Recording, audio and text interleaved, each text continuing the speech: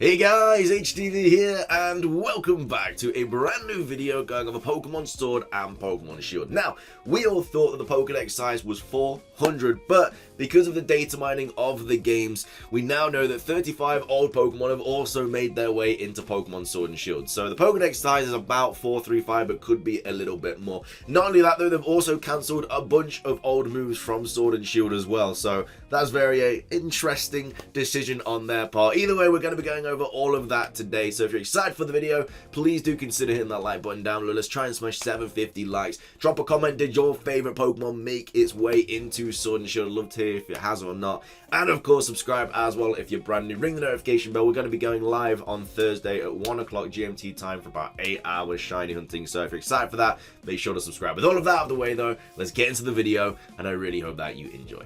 So, starting things off, we're going to be going over the old Pokemon that have made their way into Pokemon Sword and Pokemon Shield. There's a few starters in there, legendaries, mythicals, really cool. So first off, we have Bulbasaur, Ivysaur, and Venusaur. In fact, let me zoom in a little bit just to make it a little bit easier to read for you guys. But yeah, we have Bulbasaur, Ivysaur, and Venusaur, Squirtle, Wartortle, and Blastoise. Their sprite has been found in the data mine for Pokemon Sword and Pokemon Shield. So these Pokemon are somewhere in the game, or at least available in the game through trading on Pokemon Home or something like that. So we only thought that Charmander was the star Pokemon that made its way into Sword and Shield. That's not true. Bulbasaur and Squirtle have also luckily made their way in. I mean, a lot of people are going to be annoyed about that because it is the Kanto starters and not the Johto or Hone or anything like that. But it's nice that we get more Pokemon back, you know. It makes the Pokedex bigger. That's great.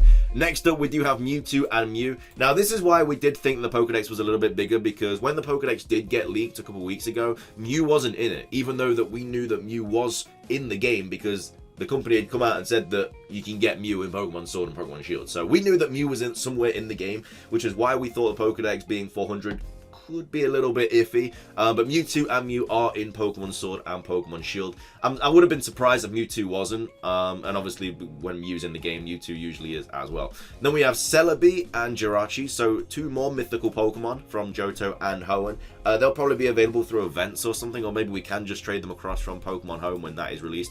We have the Swords of Justice, Cobalion, Terrakion, and Virizion. They have made their way into Pokemon Sword and Shield because it would have been a bit unfortunate if the only legendary Pokemon that was in Sword and Shield was from the Generation 8 region, and not any other legend from like previous games. So it's nice to see that we are getting some more legendaries, and like I say, the list does have quite a few legendaries on it.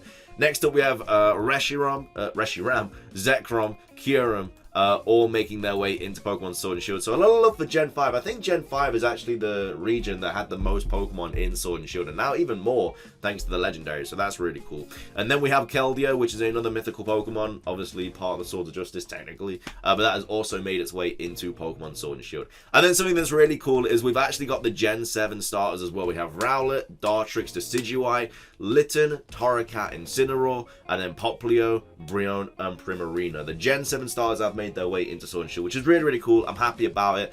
It would have been a bit unfortunate if the only starters that did make their way into the Gen 8 games were the Kanto ones. So we do have 3 sets of starters, so 3 out of 8 isn't too bad. I would have loved to have seen like the Johto, the Hoenn, and the Sinnoh, and obviously Unova starters and Kalos starters in these games, but you know, 3 sets of starters isn't too bad. But yeah, Rowlet, Dartrix, Decidueye, Litten, Torracat, Incineroar, Popplio, Brionne, and Primarina are in Pokemon Sword and Shield. I know there's a lot of Rowlet fans out there. I mean, I'm a huge fan of Torracat. It's one of my favorite Pokemon just behind Eevee. So I'm very glad that Torracat's in the game somewhere. Again, I don't know how to get any of these Pokemon. I'm pretty sure it's just going to be available through Pokemon Home. So they might not be available straight away. And then when Pokemon Home does come out, which I think is like January 2020, something like that, these all probably will be available because their sprites are in the game. They wouldn't put their sprites in the game if the Pokemon wasn't in the game because it just makes no sense. Anyway, then we have Cosmog, Cosmoem, Solgaleo, and Lunala. So the legendaries for Gen 7 are in the game. Cosmog's a bit unfortunate for me. If I was going to pick legendaries, I probably wouldn't pick this line because Cosmog and Cosmoem are just really bad Pokemon. Solgaleo and Lunala are good, but I would have liked some maybe Gen 3 legendaries like Kyogre, Groudon, Rayquaza, maybe something like that.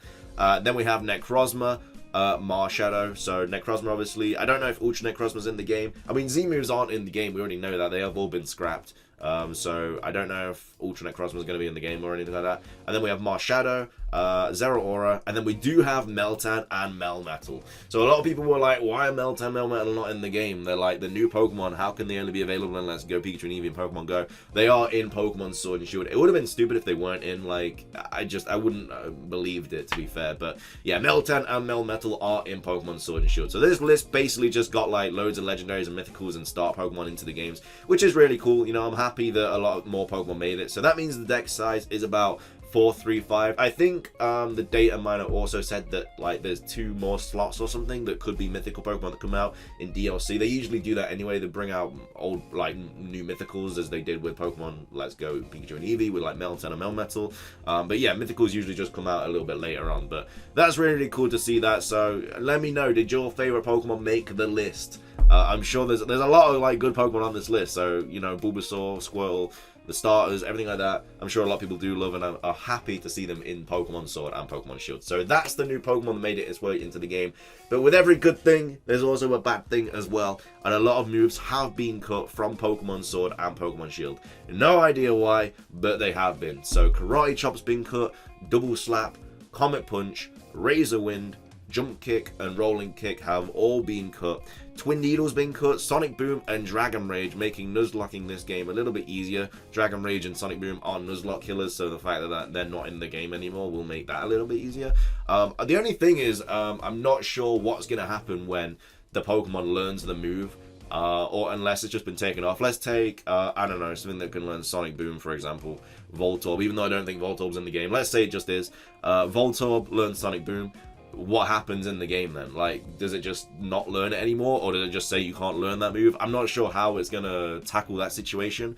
I mean, there's gonna be new moves in the game regardless. There are new moves, like Rapid Spin has been updated. I know it's not a new move, but Rapid Spin's power is now 50 and it ups your speed by 1 stage, which is really good.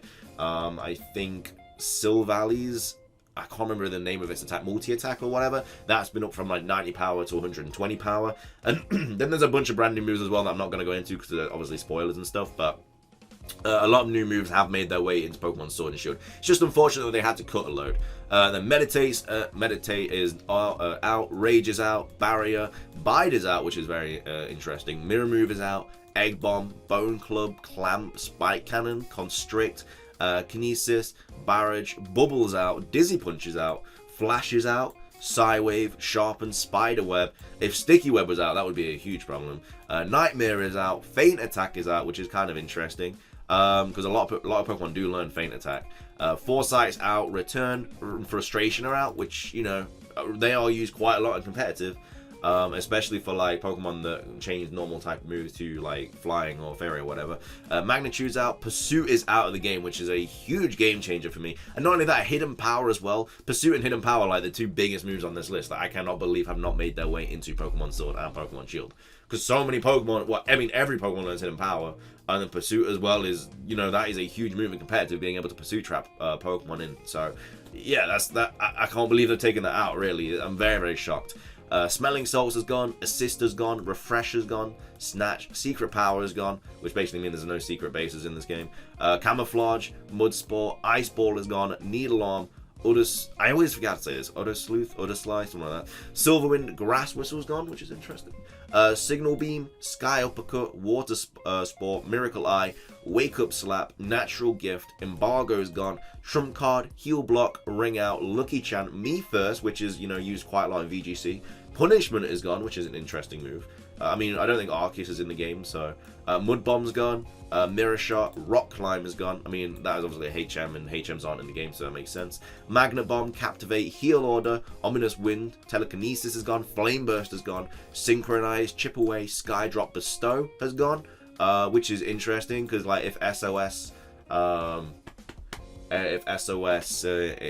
in this game, Bestow is really, really huge for that shiny hunting method.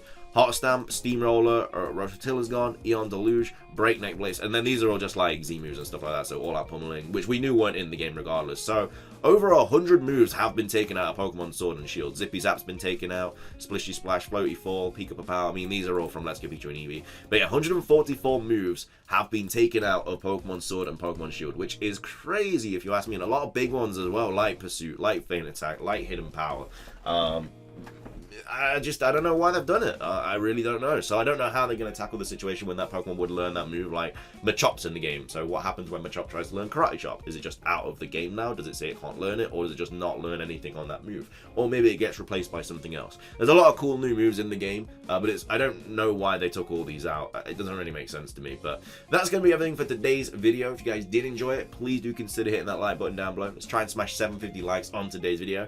Drop a comment down below. Did your favorite move get taken out? And also, did your favorite Pokemon come back into Pokemon Sword and Shield? And then, of course, subscribe as well if you're brand new. We do daily Pokemon content on this channel. Ring that bell to get notified when we do go live on Thursday. That's everything from me, guys. Thank you so much for watching. Have a fantastic rest of your day. And until next time,